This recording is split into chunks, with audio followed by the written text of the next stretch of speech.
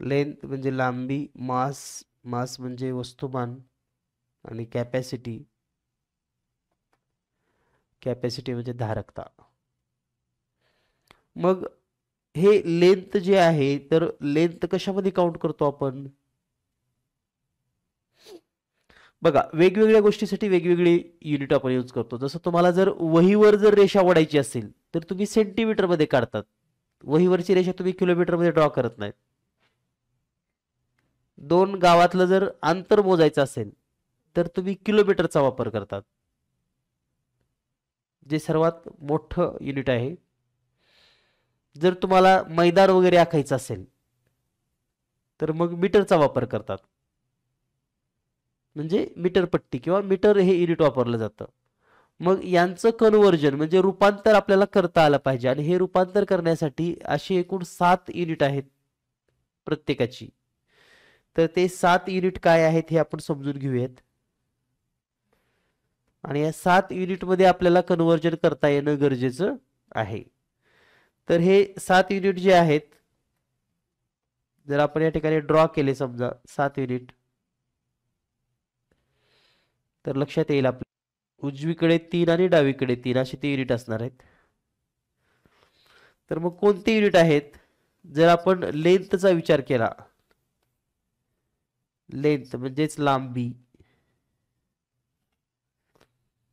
तर आता वेगवेगळ्या पद्धतीने तुम्ही लक्षात ठेवू शकतात. यामध्ये जे मिडलला असतं लांबीमध्ये ते आहे मीटर. काय आहे? मीटर. आता मीटरच्या बाजूला, दोन्हीही बाजूला ड पासून सुरू होणारे एकक आहेत ड. मग ड पासून कोणते होतात? डेकामीटर आणि डेसिमीटर. ठीक आहे. पण जिकडं लहान आहे, आता हे लिहिल्यानंतर पुन्हा तुमच्या लक्षात राहील ती आयडिया कशी लक्षात ठेवायची. तर या बाजूला डेसिमीटर,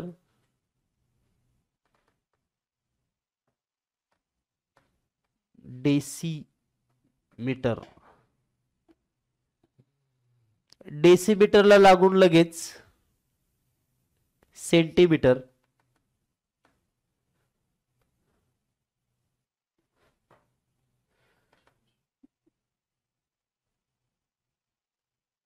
आणि सेंटीमीटर म्हणजे त्याच्यापेक्षाही लहान जे आहे ते म्हणजे मिलीमीटर.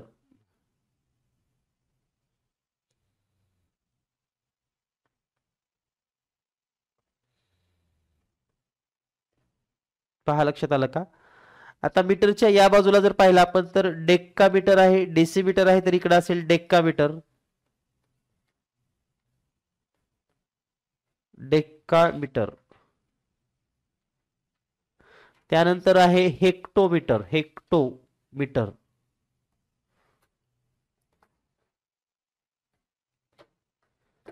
आणि सर्वात मोठं किलोमीटर.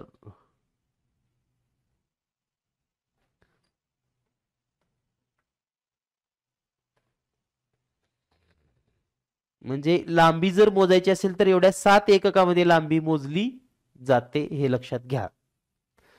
आता तुमच्याकडे जर काही वेगळी ट्रिक्स असेल तर तुम्ही त्या पद्धतीने लक्षात ठेवा. आता यामध्ये सर्वात लहान म्हणजे मिलीमीटर, जे आपले म्हणजे पट्टी असते पहा स्केलवर, स्केलवर 1 सेंटीमीटरच्या दरम्यान काही बारीक रेषा असतात, तर ते म्हणजेच मिलीमीटर. मग ते 1 सेंटीमीटर, 2 सेंटीमीटर, 4 सेंटीमीटर असे सगळे सेंटीमीटर एकत्र होतात, आणि असे 100 सेंटीमीटर झाले की मग मीटर होतो.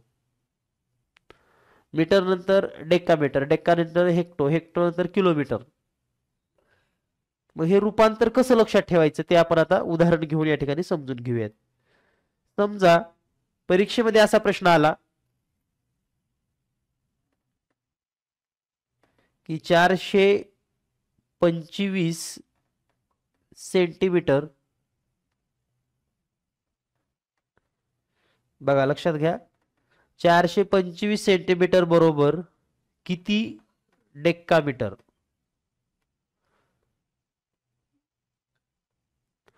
425 सेंटीमीटर बरोबर किती डेकामीटर? आता हा प्रश्न कसा सोडवायचा ते आधी समजून घेऊयात, कारण तुम्हाला हे जर जमलं तर बाकी तुम्ही कोणतंही सोडवू शकतात. आता सेंटीमीटरचं घर कुठं आहे इथं पहा, म्हणजे सेंटीमीटर या ठिकाणी आहे आणि इथून आपल्याला डेकामीटरच्या घरी जायचं आहे किंवा डेकामीटरच्या ठिकाणी जायचं आहे समजा, असं इकडं, बरोबर आहे. म्हणजे किती घर पार करावे लागतील असे? 1 2 आणि 3, 3 घर पार करावे लागतील. ओके. त्यानंतर लक्षात ठेवा, सेंटीमीटर हे लहान आहे आणि डेकामीटर हे मोठं आहे. जर लहानातून मोठ्याकडे जायचं असेल तर भागाकार हा शब्द लक्षात ठेवा, डिव्हिजन हा शब्द लक्षात ठेवा आणि 425 ला 1000 न डिव्हिजन करा. 1000 न का करायचं तर 3 घर म्हणून 3 शून्य, 3 घर म्हणून 3 शून्य आणि हे जर डिव्हिजन केलं तर उत्तर येईल 0.425. पहा, कुणीकडून कुणीकडे जायचं हे खूप महत्वाचं आहे. या ठिकाणी तुम्हाला लहानाकडून मोठ्याकडे जायचं असेल तर जेवढे घर जायचंय तेवढे शून्य भागाकारामध्ये घ्यावे लागतील. लक्षात आलं? आता हेच उदाहरण आपण आणखी एक वेगळ्या पद्धतीने पाहूयात. समजा 425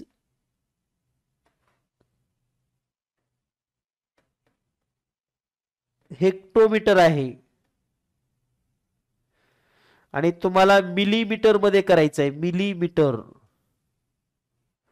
आता हेक्टोमीटर कुठं आहे लक्षात येतं का तुमच्या? पहा, हेक्टोमीटर कुठं आहे?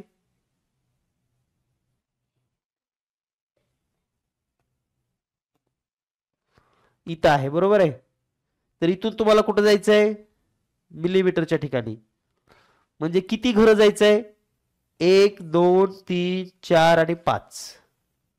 बर, लहानाकडून मोठ्याकडे जायचंय का मोठ्याकडून लहानाकडे जायचंय?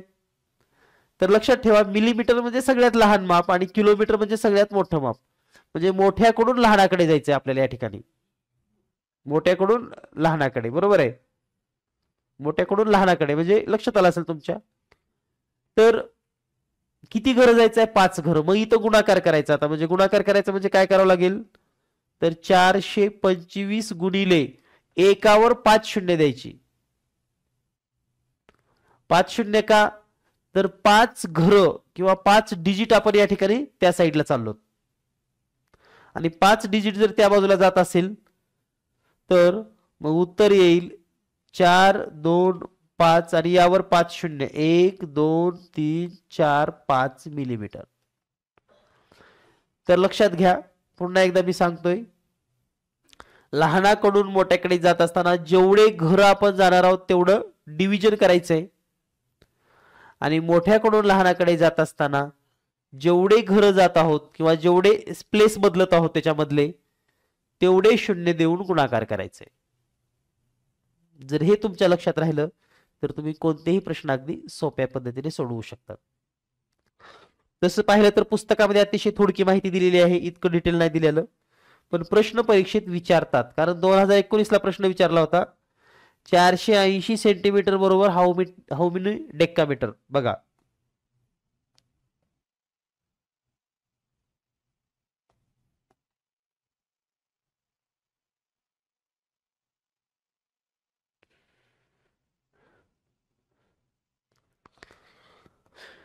प्रश्न काय विचारला होता? 480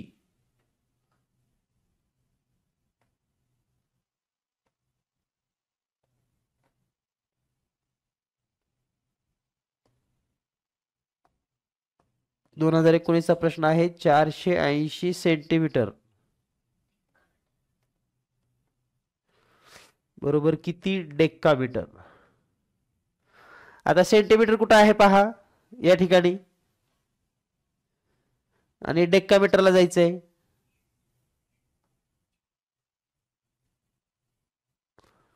किती घर जायचेत? 3 घर. लहानाचं मोठ्याकडे आणि लहानाचं मोठ्याकडे म्हणजे काय? 480 डिव्हिजन मध्ये 3 शून्य, कारण हे 1 2 3 स्वतःचं घर मोजायचं नाही, सेंटीमीटरचं घर मोजायचं नाही, लक्षात घ्या. सेंटीमीटर सोडून पुढे किती घर जाणार आहेत आपण, मग 1 1 2 3 असं तुमच्या लक्षात येईल. आणि मग याचं उत्तर येईल 0.480 डेकामीटर.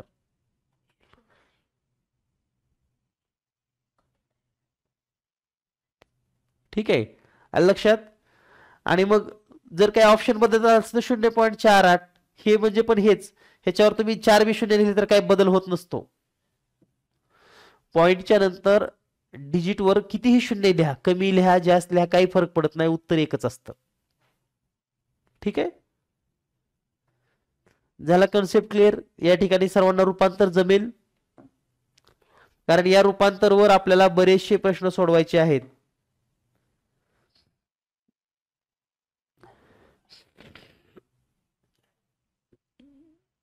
ठीक आहे, आता पहा पुढचा भाग पाहूया आपण.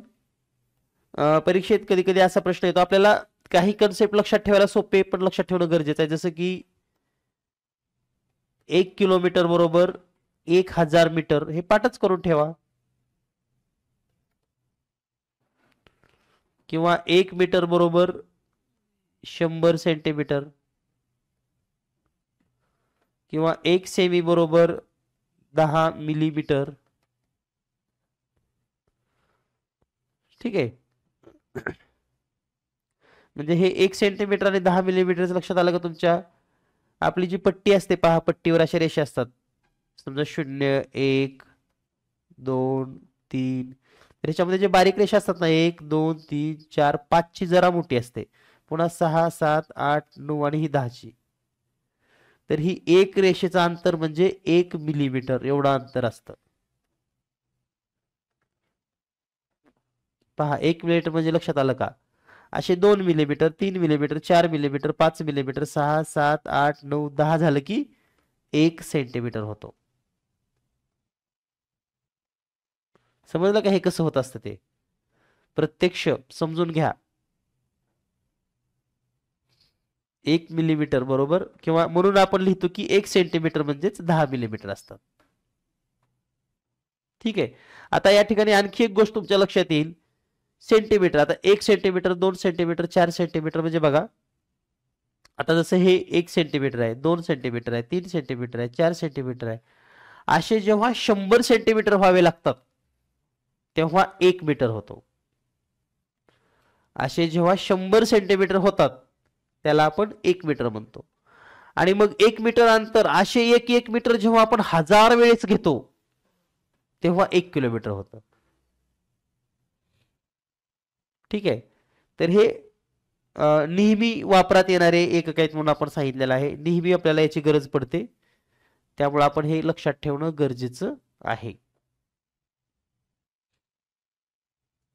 ठीक आहे, तर वेगवेगळ्या पद्धतीची प्रश्न परीक्षेमध्ये असू शकतात, येऊ शकतात.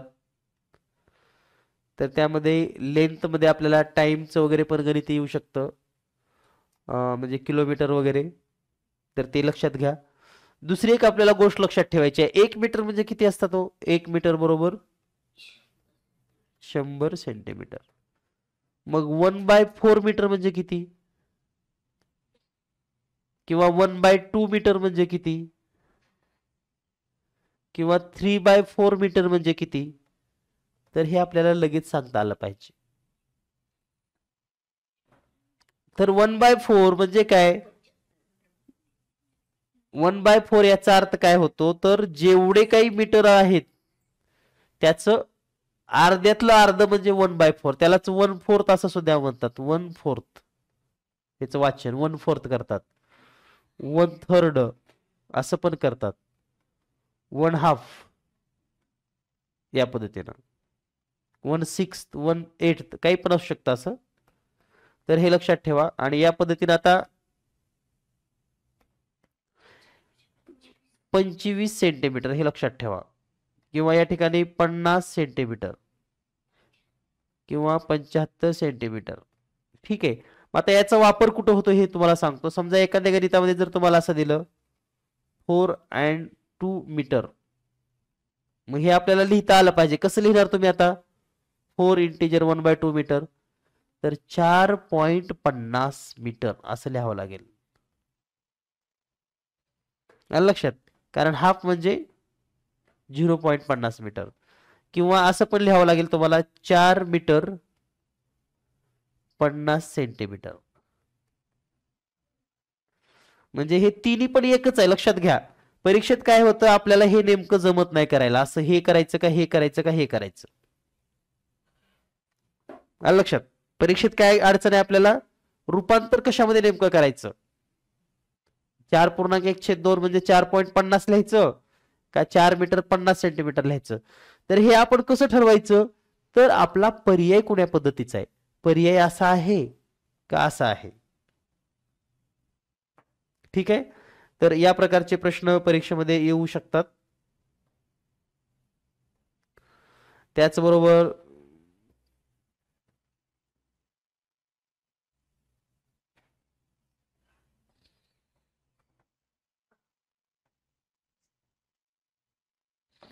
असा एक प्रश्न आला होता परीक्षेमध्ये, पहा. तो प्रश्न यावरच आधारित आहे, म्हणजे आपल्या तर याच्यावर सोप्या पद्धतीने अगदी. How many metre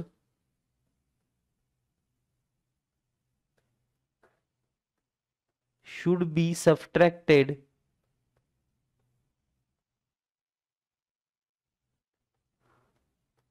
from the sum of 10.5 meter and 3.4 meter to get 5 and 1/2 meter as remainder. म्हणजे याचा अर्थ काय होतो? तर 10.1/2 मीटर व 3/4 मीटर यांच्या बेरजेतून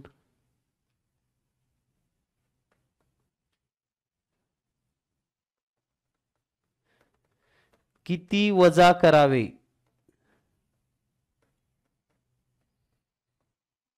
म्हणजेच 5.1/2 मीटर मिळेल.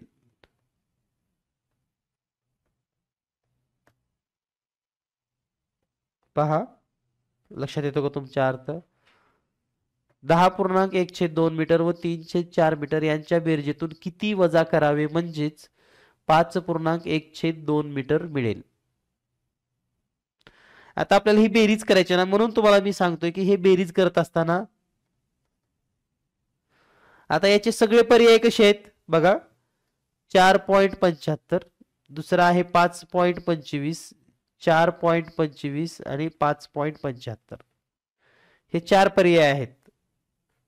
1, 2, 3 आणि 4. यावरून आपल्या लक्षात आलं पाहिजे की हे सगळे आपल्याला डेसिमल मध्ये कन्वर्ट करून घ्यायचं आहे. मग 10.1/2 म्हणजे किती? आता इथे आपल्याला सेंटीमीटर मध्ये लिहित बसायची गरज नाही. म्हणजे पहिला किती आला, मग किती आलं उत्तर? ओके, फायनल उत्तर आलं का कोणाचं? मेसेज करू शकता तुम्ही, कमेंट्स करा.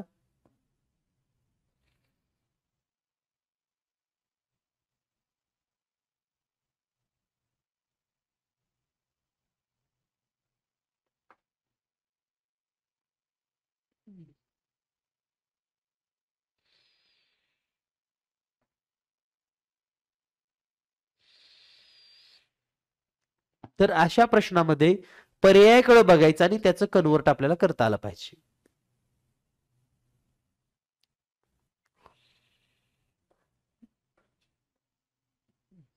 ओके, तर पहा आता काय करावं लागेल तुम्हाला. तर 10.50 आणि 3/4 मीटर म्हणजे किती? 0.75. यांची बेरीज करून घ्यावं लागेल आधी. म्हणजे 5 7 आणि 5 12ला 2 हातचे 1 11.25 झालं. पुन्हा 11.25 मधनं 5.50 वजा करायचं आहे. या ठिकाणी हे 5 शाळा तसं 12 मधून 5 गेले 7, कॅरी 1, 10 मधून 5. ऑप्शन नंबर 4 उत्तर बरोबर आहे. तर हे लक्षात घ्या, म्हणजे परीक्षेत जर असे प्रश्न आले तर पर्यायाकडे बघा. तुम्हाला ते सेंटीमीटर मध्ये, आता हे जर सेंटीमीटर मध्ये उत्तर असेल तर काय करावं लागलं असतं तुम्हाला, हेच काढून पुन्हा सेंटीमीटर मध्ये लिहावं लागलं असतं, 5 मीटर 75 सेंटीमीटर. म्हणजे ते पण काही असं अवघड नाही. ठीक आहे, तर आपल्याला हे कुठेही कन्वर्ट करणं गरजेचं आहे.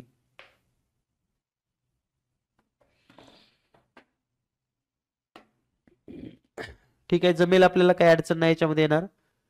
त्यानंतर असाच प्रश्न परीक्षेमध्ये येतो की आपल्याला एखादी वायर दिली जाते वगैरे आणि ती कट करायची असते. समजा ही एक वायर आहे, या वायरची लांबी आहे 300 मीटर.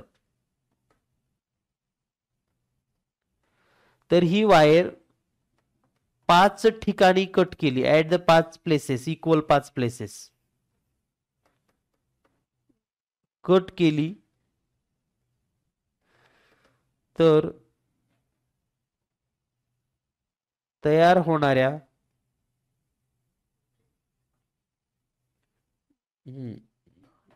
दोन तुकड्याची लांबी किती, दोन तुकड्याची लांबी किती. आता परीक्षेत काय माहिती आहे का, आपल्याला इतकी सवय लागलेली असते की आपण दोन वाचतच नाहीत, आणि तुकड्याची लांबी किती वाचता फक्त, आणि उत्तर लिहिता 50. ऍक्युरेट, पहिलाच ऑप्शन, व्हेरी गुड, नाईस. आणि मग घरी आल्यावर कळतं की दोन तुकड्याची होती. असं करू नका, काळजीपूर्वक प्रश्न वाचा. ठीक आहे, कधी कधी असं पण होऊ शकतं की समान 5च तुकडे केले, समान 5 तुकडे केले म्हटल्यावर 5नच भागावं लागेल. लक्षात घ्या, तिथं काय विचारलंय ते आपल्याला फसवण्यासाठी काहीही करू शकतात. आपल्याला प्रश्नामध्ये फसवण्यासाठी ते असं म्हणू शकतात की 5च ठिकाणी कापली दोरी तर 6 तुकडे होतात. पण जर तुम्हाला सांगितलं 5च समान तुकडे केले, असंही येऊ शकतं, एका दोरीचे आम्हाला 5 समान तुकडे करायचे असेल तर दोरी किती ठिकाणी कापावी लागेल, तर 5 समान तुकडे करायचे असेल तर दोरी तुम्हाला 4 ठिकाणी कापावी लागेल. म्हणजे असे सोपे पण प्रश्न येऊ शकतात आणि कन्फ्युजन करू शकतात. त्यामुळे लक्षात ठेवा, एक तुकड्याचे विचारलंय का, 2 तुकड्याची विचारलंय का, 3 तुकड्याची विचारलंय, अजिबात दुर्लक्ष करू नका. कारण हा आपल्या हक्काचा प्रश्न आहे, म्हणजे हक्कानं गणित उत्तर मिळू शकतं, याचं पैकीच्या पैकी मार्क घेऊ शकतात. त्यामुळे या ठिकाणी चुका अजिबात करू नका.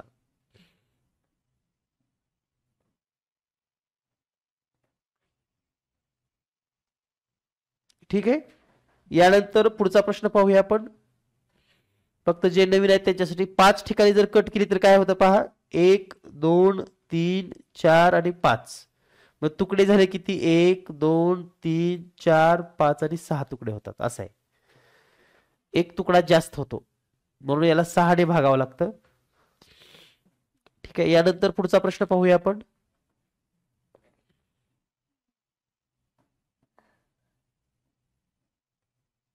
समजा असा प्रश्न येऊ शकतो, 25 मीटर आणि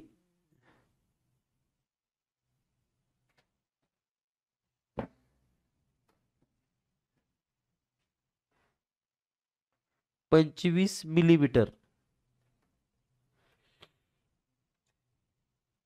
बघा या ठिकाणी काय सांगतोय मी, 25 मीटर आणि 25 मिलीमीटर चे योग्य रूपांतर खालीलपैकी कोणते आहे. 25.25, 25.025, 25.0025, 25.2.5. तर कोणतं याचं उत्तर बरोबर आहे. आता हे सगळे मीटर झाले, तर मीटर मीटर मीटर मीटर.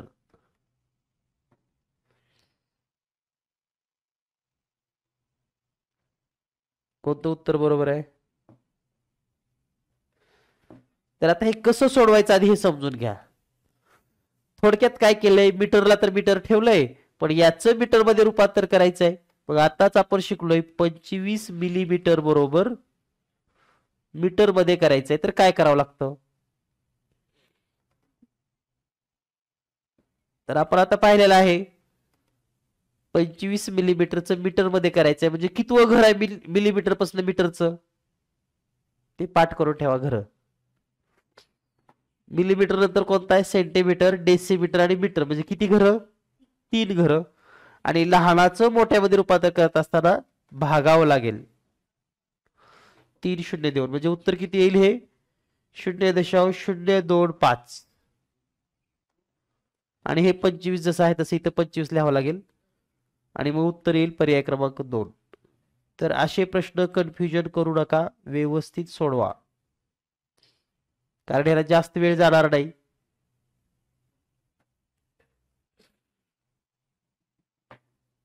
ठीक आहे, लक्षात आलं सर्वांच्या. ओके, छान. आता बऱ्याच वेळेस असे पण प्रश्न येतात की सेंटीमीटरचं मिलीमीटर मध्ये, म्हणजे पर्याय कशामध्ये येत ना हे बघत चला आणि त्या पद्धतीने त्यांचं रूपांतर करून घेत चला, म्हणजे सोपं जाईल तुम्हाला. ठीक आहे. यानंतर लांबीमध्ये आणखी एक प्रश्न येतो, तो म्हणजे बसचा वेग, वेळ किंवा सेकंद. म्हणजे थोडक्यात बघा, जर प्रश्न असा आला 4 किलोमीटर अंतर जाण्यासाठी 20 मिनिट वेळ लागतो,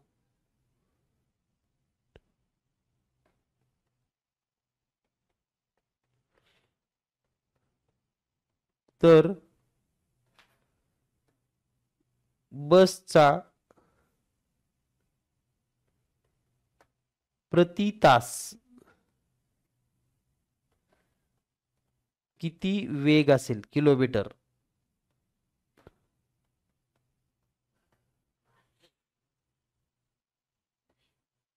प्रति तास म्हणजे काय, तर पर आवर काय वेग असेल. आता आपण विचार करायचा की किती मिनिटामध्ये चालले 4 किलोमीटर, मग आपल्याला तासाचं काढायचं, म्हणजे किती मिनिटाचं काढायचं आहे. ओके, मग किती येईल,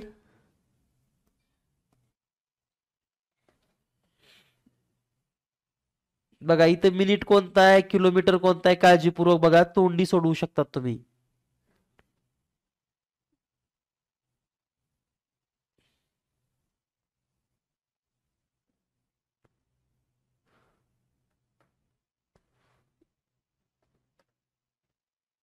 speed of bus 4 kilometre in 20 minutes, then its kilometre per our speed is. Kilometre per आवर मध्ये काय स्पीड असेल त्याची, किती आलं उत्तर. तर इथं कन्फ्युजन व्हायला लागलेत काही मुलांचं. असे प्रश्न चुकू नका, पैकीच्या पैकी मार्क देणारे प्रश्न आहेत हे. या प्रश्नाचा अर्थ काय आधी समजून घ्या. किती आलं उत्तर. ठीक आहे, तर या प्रश्नाचा अर्थ काय आहे, 4 किलोमीटर, तुम्ही गाड्यामध्ये फिरतात का नाही, गाड्यामध्ये फिरू वाटतं का नाही, 4 किलोमीटर अंतर जायला किती वेळ लागायला लागलाय. मग आपल्याला 60 मिनिटांमध्ये किती अंतर जाईल गाडी आपली. म्हणजे हे आधी आपल्या डोक्याला शिकत चला, की म्हणजे आपल्याला काय करतो आपण, गाडीत बसलात, तुम्हाला 4 किलोमीटर जायला 20 मिनिट लागालेत, मग 1 तासामध्ये तुम्ही किती जाणार आहेत. 1 तासामधली स्पीड काढायची आहे, म्हणजे किलोमीटर प्रति तास, किती किलोमीटर प्रत्येक तासाला, पर आवर, ईच आवर. मग ह्याला काय लिहावं लागेल तुम्हाला, 20 मिनिटामध्ये 4 किलोमीटर, तर 60 मिनिटामध्ये किती किलोमीटर असं लिहू शकतात सिंपली, हे मिनिट आहेत. मग तुम्ही डायरेक्ट असं क्रॉस मल्टिप्लिकेशन करा, 60 गुणिले 4 भागिले 20, 20 एक 20, 20 त्रिक 60 आणि 3 चौक 12 किलोमीटर पर आवर. ही रेश म्हणजे पर, इच आणि एच म्हणजे आवर. प्रत्येक तासाला 12 किलोमीटर. तर असे प्रश्न चुकू नका. असे प्रश्न अजिबात चुकू नका, कारण सिंपली प्रश्न असतात अगदी. आणि विचार करायला शिका. जर आपल्याला कळत नसेल तर तेच गणित मराठीमध्ये दोनदा म्हणा, रिपिटेशन करा त्या गणिताचं. ठीक आहे. यानंतर पुढचा प्रश्न आपण पाहूयात.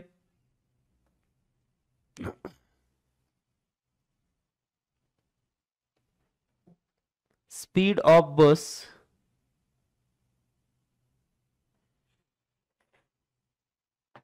Thirty kilometre per our. Then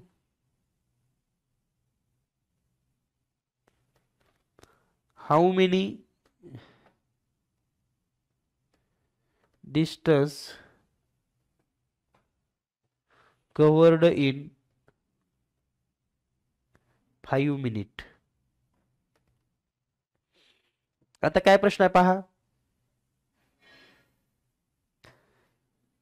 speed of बस किती आहे? 30 किलोमीटर पर आवर. तर how many distance covered in 5 minute. असे प्रश्न परीक्षेमध्ये येणार, हे लक्षात ठेवा. आता या प्रश्नाचा मिनिंग काय होतो, तर एका तासामध्ये बस 30 किलोमीटर जाते. एक तास म्हणजेच किती मिनिट झाले? म्हणजे याचा अर्थ काय झाला, 60 मिनिटांमध्ये बस 30 किलोमीटर जाते. मग 5 मिनिटांमध्ये किती जाईल?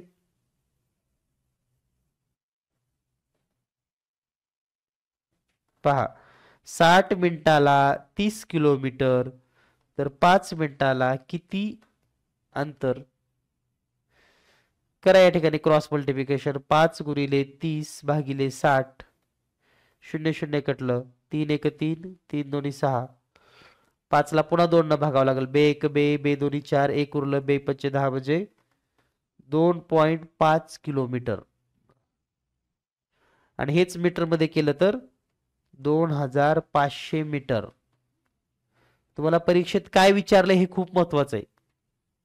हेच जर हेक्टोमीटर मध्ये केलं तर 250 हेक्टोमीटर. हे जर डेक्कामीटर मध्ये केलं तर, सॉरी, हेक्टोमीटर मध्ये 25 किलोमीटर, 25 हेक्टोमीटर होईल. असं येतं पुढचं रूपांतर तुम्हाला. तर असे प्रश्न चुकू नका, अतिशय सोपे प्रश्न असतात. फक्त आपल्याला याचा अर्थ कळला पाहिजे की 30 किलोमीटर पर आवर, 30 किलोमीटर प्रत्येक तासाला, 30 किलोमीटर प्रत्येक तासाला, हे लक्षात आलं ना, तुम्हाला मग कुठलाही प्रश्न सोडवता येतो. त्यामुळं गोंधळ गडबड न करता सोडवण्याचा प्रयत्न करा. यानंतर पुढचा प्रश्न असाच घेऊयात, कारण हा भाग खूप महत्वाचा आहे. याच्यावर 2 ते 3 प्रश्न येतात एकाच परीक्षेमध्ये. या लांबी लेंथवर 2 किंवा 3 प्रश्न असतात. यानंतर पुढचा प्रश्न पहा.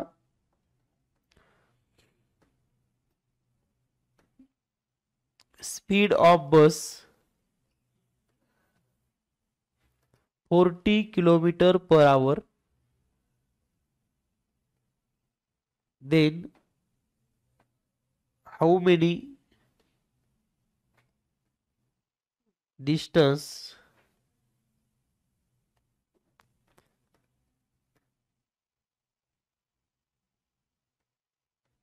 covered by bus in 2 and 3/2 hours. आता कळाला का प्रश्न मराठीमध्ये? बसची स्पीड किती आहे? 40 किलोमीटर पर आवर. तर 2.3/2, सॉरी, इथं आपण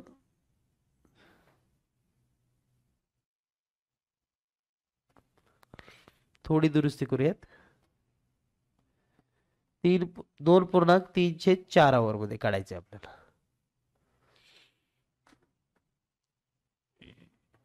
तर पहा, आता तुम्ही तुम्ही ट्राय करा आधी, मग पुन्हा मी सांगतो सोप्या पद्धतीने कसं सोडवायचं.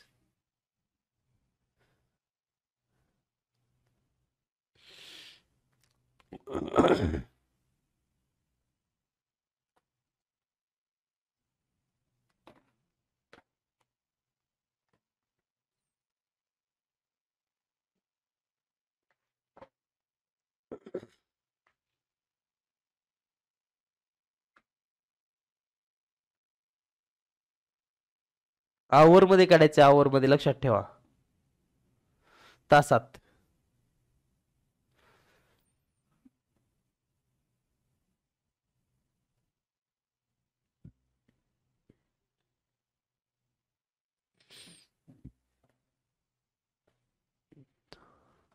Option 1 90 kilometre, option 2 110 kilometre, option 3 105 kilometre, option 4 95 kilometre.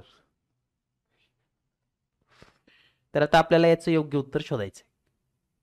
आणि मग योग्य उत्तर शोधत असताना आपल्या लक्षात आलं पाहिजे की काय उत्तर बरोबर असू शकतं किंवा कोणत्या पद्धतीने याचं उत्तर शोधता येतं. ठीक आहे, तर हे दोन पद्धतीने शोधता येतं, एक तर त्रैराशिक पद्धतीनं किंवा बाय ओरल मेथडनं. आता पहिल्यांदा हे लक्षात घ्या की 1 तासामध्ये 1 आवर मध्ये किती किलोमीटर जाते गाडी? 40. आता आपल्याला किती दिलेत? 2.3/4 आवर. मग 3/4 आवर म्हणजे तुम्ही जर पॉइंट मध्ये लिहिला तर 3.75 असं लिहा, सॉरी 2.75 असं लिहा. ही सगळ्यात बेस्ट पद्धत आहे लक्षात घ्या सोडवण्याची. 3/4 जेव्हा पॉइंट मध्ये लिहिलं जातं तेव्हा 0.75 लिहावं लागतं, हे लक्षातच ठेवा.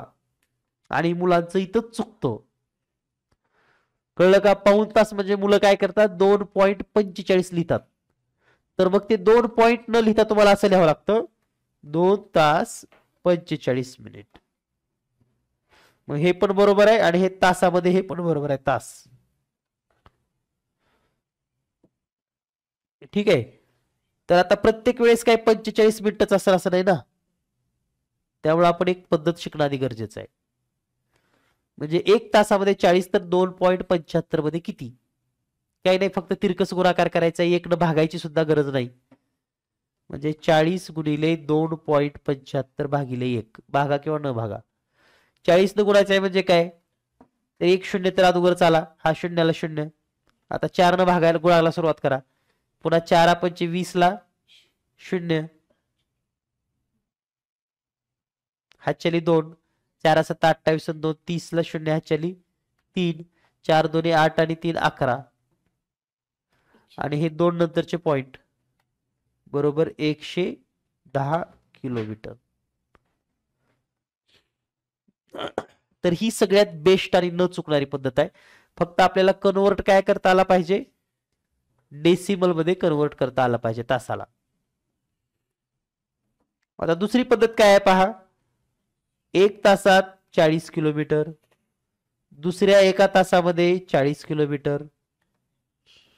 आता राहिलं किती? पाऊण तास. पाऊण तासामध्ये अर्धा तास जो आहे वरचा, अर्धा तासामध्ये 20 किलोमीटर.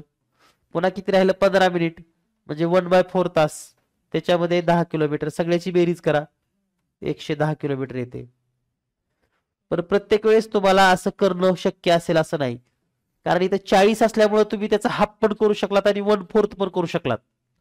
पण हाच जर वेग समजा 35 किलोमीटर असता तर तुम्हाला सोडवता आला नसतं.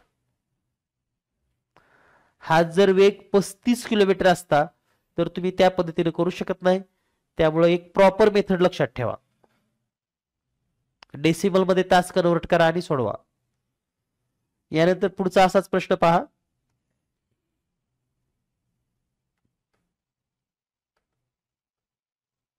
Speed of bus 60 kilometre per our, then what time required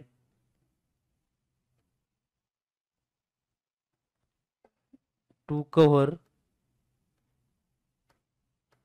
190 kilometre?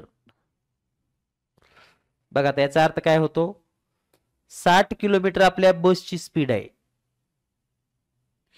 आणि आपल्याला 195 किलोमीटर अंतर पूर्ण करायचे, तर किती तास वेळ लागेल?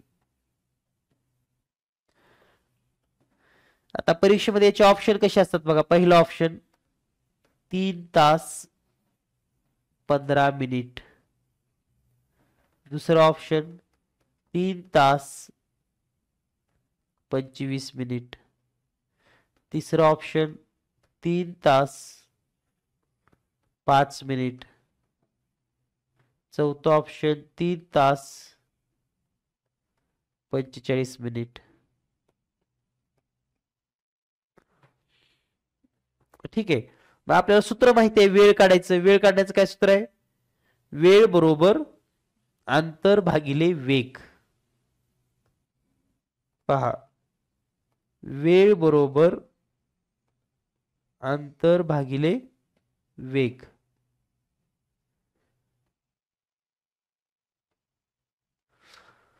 वेळ बरोबर काय सूत्र आहे? अंतर भागिले वेग.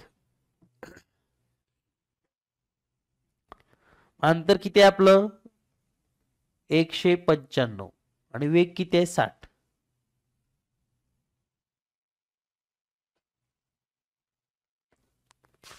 तर आता कसं भाग देणार तुम्ही?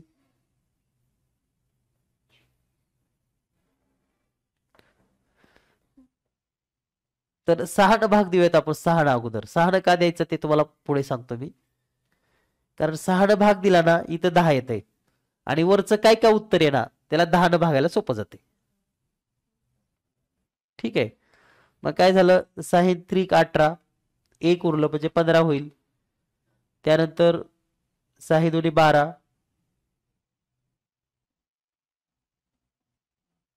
3 उरलं, पुन्हा पॉईंट द्यावं लागेल, 30 होईल आणि 6 पंचे 30 म्हणजे किती आलं? 32.5. आता छेदामध्ये 10 आहे म्हणजे काही प्रॉब्लेम नाही. तर एक पॉईंट इकडे सरकावं लागेल फक्त. 3.25 तास. आता 3.25 तास म्हणलं की काही मुलांना वाटतं की 3 तास 25 मिनिटे. तर 0.25 म्हणजे किती हे पुन्हा लक्षात घ्या. हा, 0.25 म्हणजे जसं बघा 1 तास म्हणजे आपण 1.00 असं लिहू शकतो किंवा 60 मिनिट असं लिहू शकतो. 1/2 तास म्हणजे हाफ तास म्हणजे किती? 0.50 तास पॉइंट मध्ये, पण लिहिताना 30 मिनिट. कळलं? 1/4 तास डेसिमल मध्ये लिहिताना 0.25 आणि इकडं फक्त 15 मिनिट. 3/4 तास डेसिमल मध्ये 0.45 आणि इकडं 45 मिनिट. तसं आपल्या इथे किती आले? 3.25 म्हणजेच काय?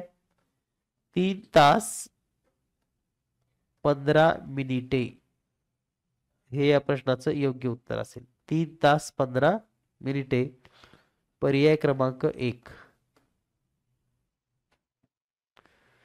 तर या पद्धतीने आपण हे सर्व गणित सोडवलेले आहेत. परीक्षेत यापेक्षा वेगळा प्रश्न असणार नाही. आज जे पाहिले आपण हेच प्रश्न परीक्षेमध्ये रिपीटेड होऊ शकतात. असेच प्रश्न असतील. तुम्ही पेपर सोडवताना माझी आठवण येईल तुम्हाला की सरांनी आपल्याला असा प्रश्न घेतला होता, या पद्धतीनेच घेतलं होतं. लक्षात आलं का तुमच्या? तर याचा सराव करा. यानंतर उद्या आपण जो उद्याचा घटक शिकणार आहोत त्यामध्ये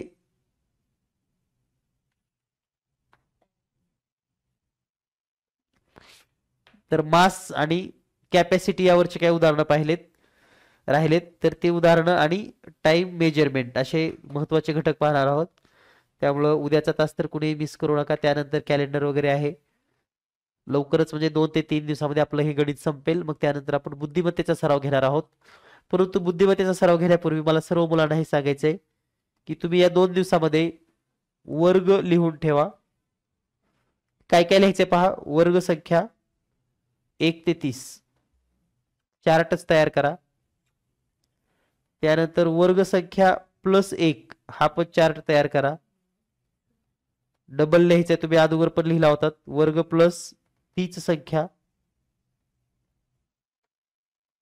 म्हणजे जी वर्गामध्ये असते तीच संख्या आणि वर्ग -1 आणि वर्ग गुणिले 2 असे चार्ट तयार करायचे. आता हे चार्ट कसे तयार करायचे ते उदाहरण तुम्हाला मी देऊन सांगतो या ठिकाणी.